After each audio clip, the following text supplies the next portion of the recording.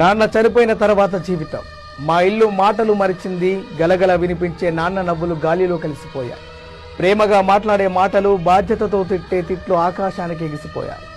ఎప్పుడు ఇంటి ముందు దర్జాగా కనిపించే నాన్న ఇప్పుడు అదే ఇంటి గోడకి ఒక ఫోటోలా వేలాడుతున్నాడు. ఎన్నో ఫోటోలు ఉన్న నా ఫోన్లో నాన్న ఫోటోలే చాలా తక్కువ. ఆయన ఉన్నప్పుడు ఎందుకో తీసుకోలేకపోయాననే నా మనసు నన్నే నిలదీస్తుంది.